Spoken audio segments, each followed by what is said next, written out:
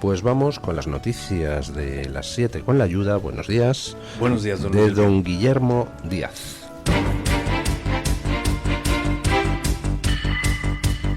Luis del Pino es Radio Libertad.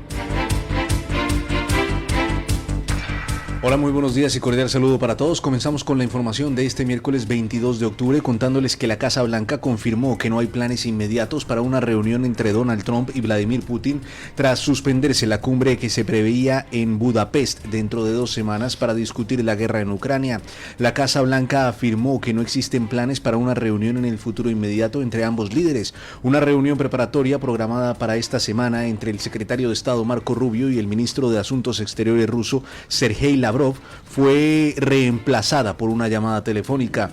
Rusia rechazó el martes la propuesta de Trump de un alto el fuego inmediato en Ucrania basado en las líneas actuales del frente. Lavrov afirmó que congelar los combates ahora equivaldría a ignorar las causas profundas del conflicto, haciendo referencia a las exigencias de Moscú de que Ucrania adopte estatus de país no alineado, renuncie a integrarse en la OTAN y acepte restricciones estrictas en su capacidad militar. Rusia exigió vetar las garantías de seguridad para Ucrania mientras busca obtener garantías propias pese a ser el agresor. De esta manera, los planes para la reunión Rubio-Lavrov fueron suspendidos debido a desacuerdos sobre los términos para poner fin al conflicto. Bueno, pues de momento parece que se congela la posibilidad de un acuerdo en Ucrania, y se congela pues porque parece que Putin no tiene ningún interés en llegar a un acuerdo, bien porque considere que si sigue presionando en el frente lleva las de ganar y no le apetece de momento parar, bien porque pretenda fingir una posición de fuerza de cara a obtener más concesiones en un eventual proceso de paz. Inicialmente estaba previsto que se reunieran el secretario de Estado de Estados Unidos, Marco Rubio, y el ministro de Asuntos Exteriores, Sergei Lavrov, para hacer una preparatoria de lo que iba a ser luego la cumbre entre Trump y Putin en Budapest, pero ni siquiera esa preparatoria ha llegado a buen puerto, así que se ha cancelado tanto la preparatoria como la posterior cumbre de Trump y Putin, lo cual pues solamente deja una opción, que es la continuación de momento de la guerra. ¿En qué posición coloca eso a Estados Unidos? Bueno, pues Trump ha estado apostando fuerte por la paz, pero parece que Putin pues no está por la labor, lo cual coloca a Estados Unidos ante una única solución, que es aumentar la presión sobre Putin que ya estaban aumentando en el terreno económico y que había llevado, por ejemplo, a que Trump presione a India con sanciones económicas, que ya se las estaba aplicando, mientras siga comprando petróleo ruso. Por otro lado, Trump está presionando con éxito a la Unión Europea para que la Unión Europea cese gradualmente de comprar petróleo ruso y gas ruso, y bueno, de esa manera se pone sobre el régimen de Putin una presión no de carácter militar, pero desde luego sí bastante dañina, puesto que las exportaciones de hidrocarburos representan una parte no desdeñable de los ingresos del régimen de Putin. Y en el terreno militar, pues me supongo que Estados Unidos tendrá que incrementar su cooperación con el régimen ucraniano, tanto en lo que se refiere al suministro de armas. Ya saben ustedes que estaba en discusión si Estados Unidos suministraba a Zelensky misiles Tomahawk o no, y también tendrá que incrementar la cooperación de inteligencia. Estados Unidos está proporcionando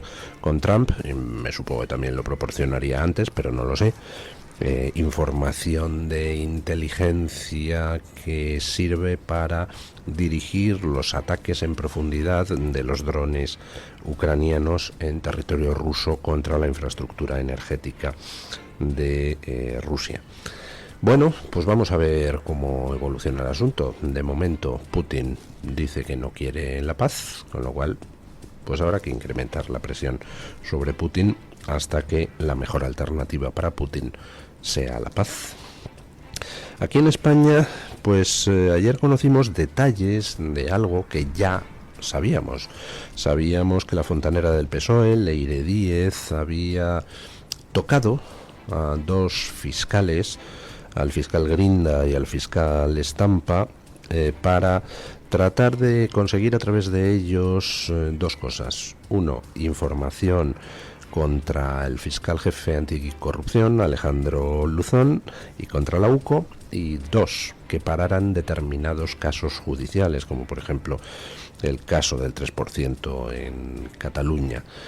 Y a cambio de eso, pues Leire Díez, que se presentaba como enviada pues directamente de Pedro Sánchez, vamos, de la cúpula del Partido Socialista, ofreció a ambos fiscales pues una serie de prebendas, un destino dorado en el exterior, bien pagado, etcétera, etcétera, etcétera. Pero eso ya lo sabíamos, porque se había publicado, pero no teníamos los detalles. Y la verdad es que los detalles son jugosos, y ayer los daban distintos medios, las cartas que ambos fiscales mandaron a sus superiores contando esas reuniones con Leire Díez. Dos fiscales denunciaron que las cloacas del PSOE ofrecían sobornos con el aval de las más altas instituciones del Estado. José Grinda e Ignacio Estampa detallaron en sendas cartas las presuntas maniobras de Leire Díez, la fontanera de Ferraz y el empresario Javier Pérez Dolcet para sonsacarles información sobre figuras implicadas en casos judiciales que acechan al gobierno.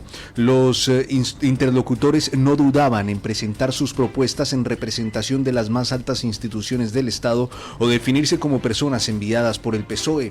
Intento de soborno o de prevaricación son las palabras con las que los fiscales definen estos episodios. El fiscal Estampa apuntó a Sánchez en su denuncia, afirmando que Pérez Dolcet le dijo que cuando imputaron a Begoña, el presidente dio orden de limpiar sin límite. Estampa fue citado el 7 de mayo pensando que se reuniría con Santos Cerdán en nombre del gobierno, pero acudió Leire Díez, quien le prometió arreglar sus litigios con justicia a cambio de información sensible sobre el fiscal jefe de anticorrupción Alejandro Luzón, José Grinda o el juez García Castellón.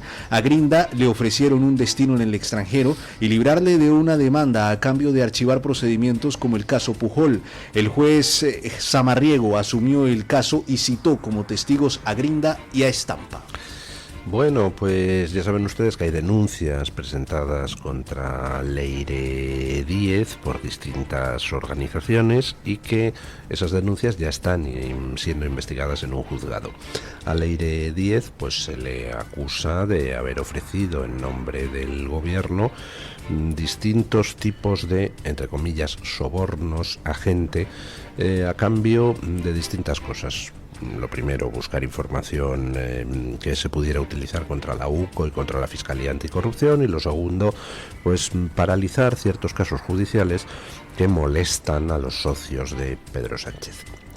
Ese tipo de ofertas pues se hicieron, que sepamos hasta el momento, estos dos fiscales, el fiscal Estampa y el fiscal Grinda, se hicieron a uno de los mandos de la Guardia Civil que está imputado en toda la causa de lo de Aldama y demás, y se hicieron también a un empresario amigo de Aldama que está huido de la justicia. Hay que decir una cosa que yo creo que es obvia: no todo el que dice hablar en nombre de alguien está hablando en nombre de alguien. En este país hay muchísimos jetas, bueno, y en todos los países hay muchísimos jetas de los que van presumiendo de cuánto conocen a la gente importante, y entonces utilizando ese supuesto conocimiento tratan de pegar palos económicos, me refiero, aquí y allá, o de obtener información sensible, etcétera. No, yo soy muy amigo del presidente que me ha encargado que te diga que... Bueno, este tipo de jetas que abundan en nuestra sociedad, pues evidentemente no constituyen por sí mismo una prueba de implicación de un político en nada. Tú puedes ir por ahí diciendo que Sánchez te ha encargado hacer no sé qué, y eso no quiere decir que Sánchez te lo haya encargado. Pero en este caso hay un dato irrebatible que sugiere que efectivamente se estaba hablando en nombre de la cúpula del PSOE y de Pedro Sánchez, y es el hecho de que Leire Díez pues no es la típica jeta que va por ahí, pues no sé, salida de la nada, presumiendo de contactos con no sé quién, sino que es alguien a quien el PSOE ha ido colocando en distintos puestos. Era concejal del Partido Socialista, después la colocan en el Consejo de Administración de una empresa privada que contrataba con la administración pública y que recibió pues una serie de concesiones al incorporarse Leire Díez al Consejo de Administración. Posteriormente la nombran en Correos para un cargo, luego la nombran para otro cargo en Correos, en concreto un cargo que estaba relacionado con todo el tema del voto por correo, y después de eso la colocan en la Empresa Nacional del Uranio, donde han colocado pues a una docena de amigos de Pedro Sánchez. Por tanto, esta señora no es un espontáneo que sale por ahí diciendo: oiga, que yo conozco mucho al presidente y me dijo ayer en una cena, así confidencialmente, que si tú le ayudas a no sé qué, entonces yo... No, esta señora es alguien que ha trabajado para el PSOE y a quien el PSOE ha ido promocionando y colocando. Y también conocemos las informaciones que han salido acerca de cómo esta señora en alguna de sus reuniones utilizaba un piso que pertenecía a una especie de piso franco que pertenecía a la consultora de Gaspar Zarrías, eminente socialista. Por tanto, aquí no hablamos de una espontánea, hablamos de alguien imbricado en la estructura del Partido Socialista, lo cual da cierta credibilidad a esas palabras de estos fontaneros del PSOE de que decían hablar en nombre de la cúpula socialista y de que lo que estaban transmitiendo era una oferta de la cúpula socialista.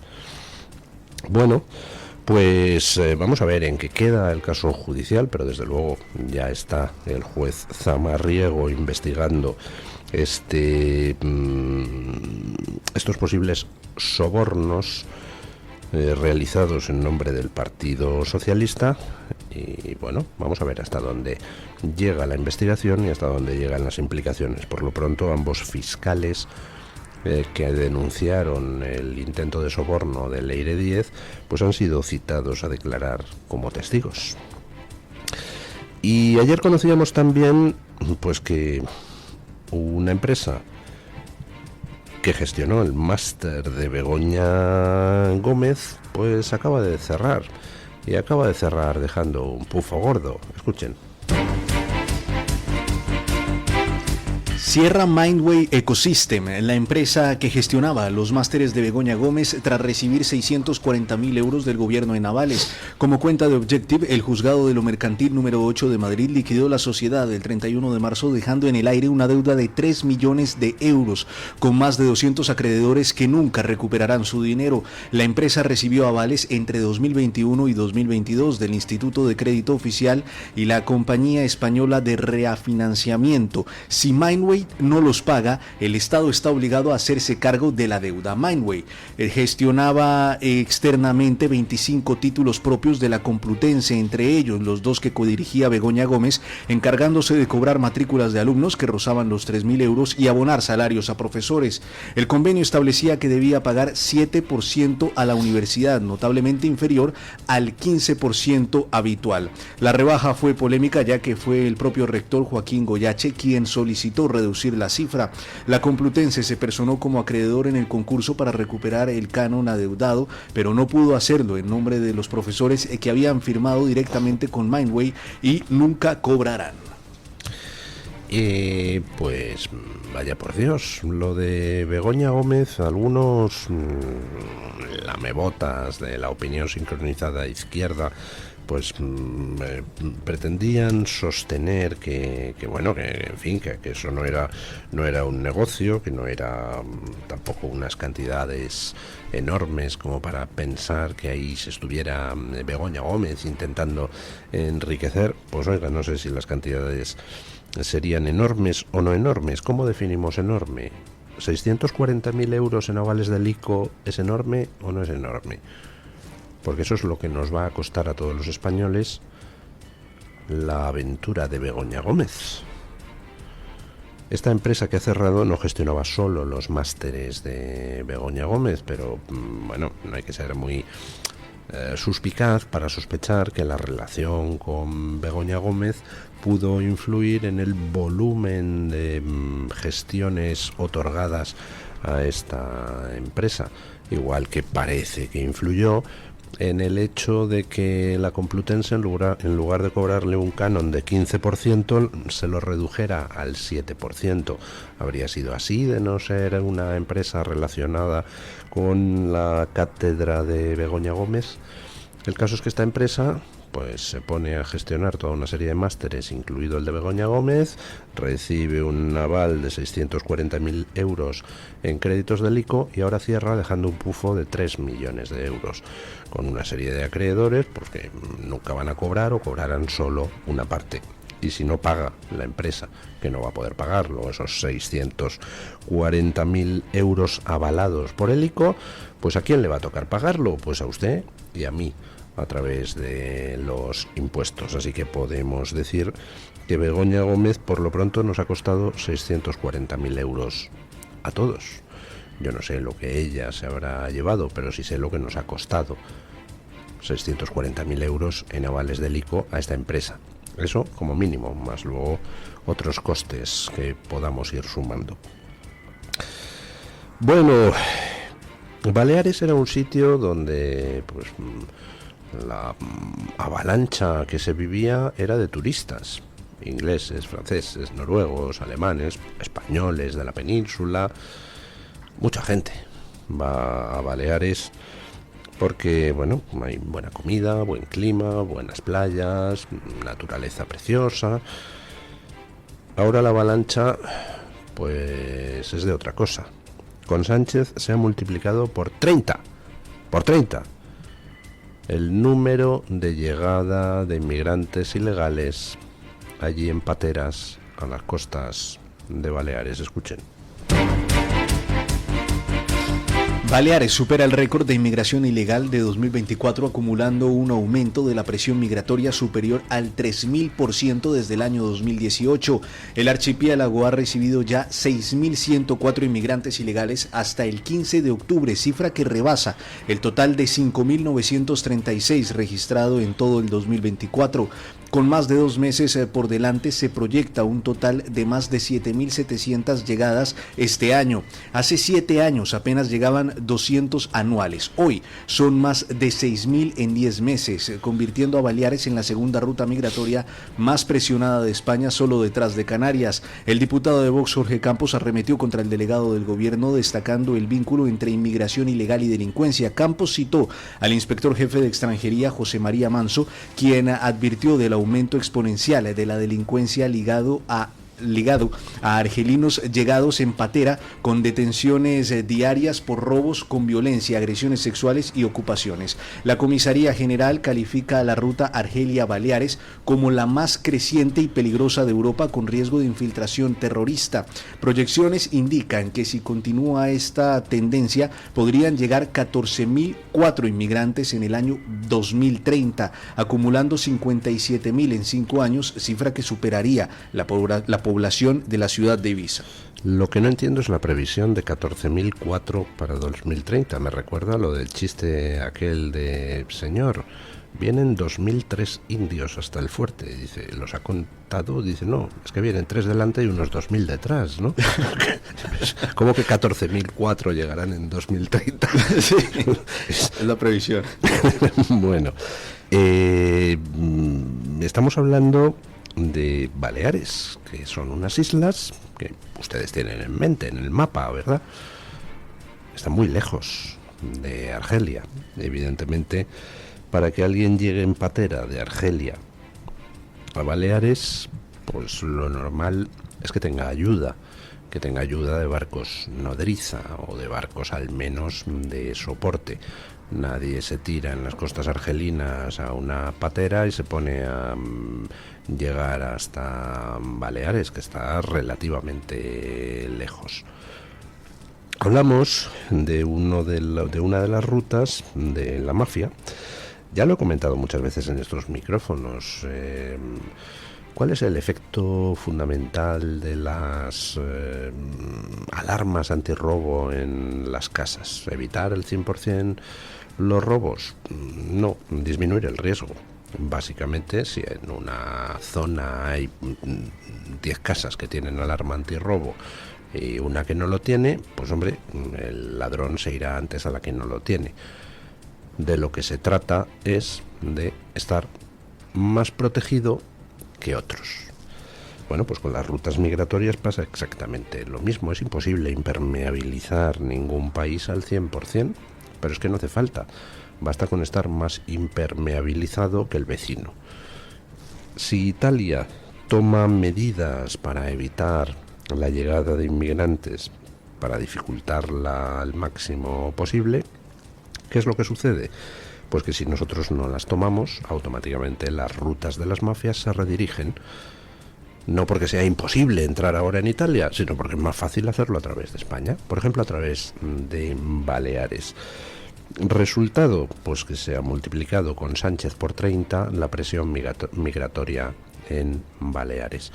Todo con Sánchez, todo lo malo se ha multiplicado en un plazo de tiempo brevísimo, los 7 años que lleva gobernando este señor. Y en concreto en Baleares eso se traduce en una inseguridad cada vez mayor, en unos problemas de orden público, por ejemplo, por el tema de la ocupación, cada vez mayores, y en una completa inoperancia tanto de la delegación del gobierno como de todos los organismos que de ella dependen a la hora de evitar estas rutas y a la hora de hacer frente a las consecuencias.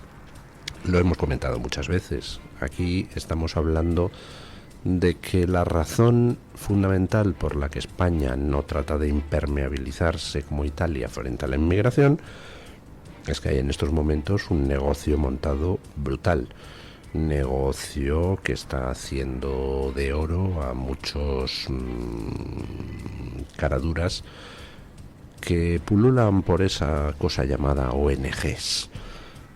El tema de la inmigración es un negocio bastante lucrativo y por tanto, pues, ¿por qué van a acabar con el negocio? Mientras la gente siga aguantando, mientras la gente siga soportando que la inseguridad sea cada vez mayor y que los problemas económicos sean cada vez mayores, pues oye, a seguir ordeñando la vaca, a seguir explotando la gallina de los huevos de oro. Y mientras tanto en Alemania pues nos encontramos el mismo fenómeno que aquí. La subversión se financia con cargo a los fondos del Estado. Escuchen. El gobierno alemán financia manuales de entrenamiento para militantes de Antifa, mientras Donald Trump y Víctor Orbán declaran el grupo como organización terrorista.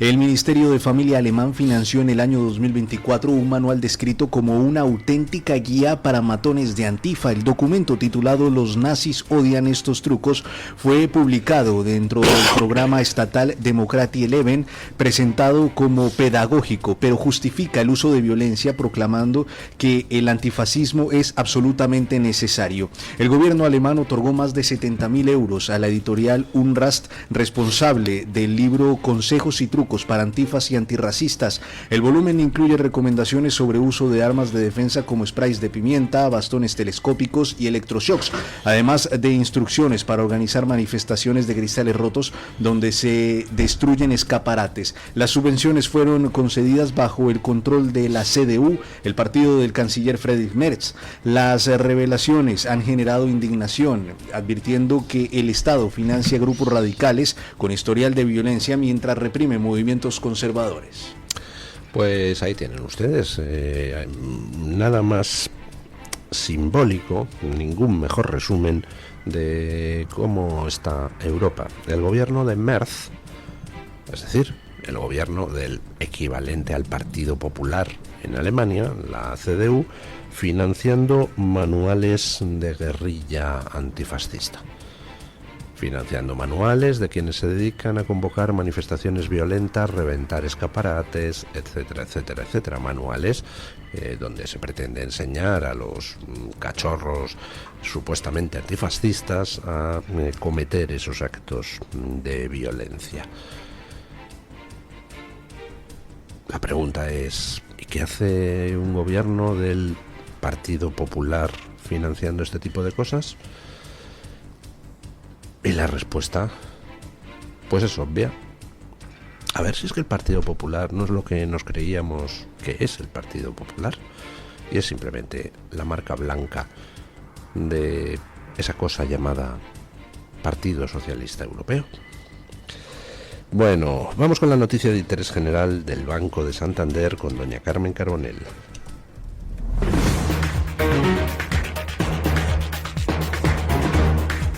Banco Santander ofrece este espacio. La Unión Europea ha dado un paso decisivo para cortar las compras de todo el gas que procede de Rusia. Los ministros de Energía de la Unión Europea han respaldado prohibir las importaciones desde el 1 de enero de 2028, con una primera fase que comenzaría en 2026 y que respeta, en principio, los contratos de suministro de gas ruso vigentes hasta su vencimiento. Este plan, enmarcado dentro del proyecto Repower EU, va a pasar ahora a votación en el Parlamento Europeo y pretende recortar el poder energético que Moscú tiene sobre Europa, limitando las enmiendas contractuales, exigiendo nuevas estrategias de diversificación y reforzando los controles para evitar subterfugios en los pactos con Rusia. Y es que la Unión Europea aún es la gran compradora de gas licuado de Rusia y busca ahora brindar la seguridad energética de los países miembros, no dependiendo así de Vladimir Putin. Banco Santander ha ofrecido este espacio. Tailandia, Estados Unidos, Japón, Islandia. Hola, soy Plex. Si algo me apasiona es dar vueltas, sobre todo al mundo. He dado tantas vueltas que he estado en más de 60 países. Pero a lo que no le doy ni una vuelta es a cómo conseguir el nuevo iPhone 17. Ven ahora al Santander y podrás disfrutar del nuevo iPhone 17 con renting desde 0 euros al mes. Consulta condiciones en bancosantander.es. Promoción válida hasta el 14 de enero de 2026. Santander, es el momento. No le des más vueltas.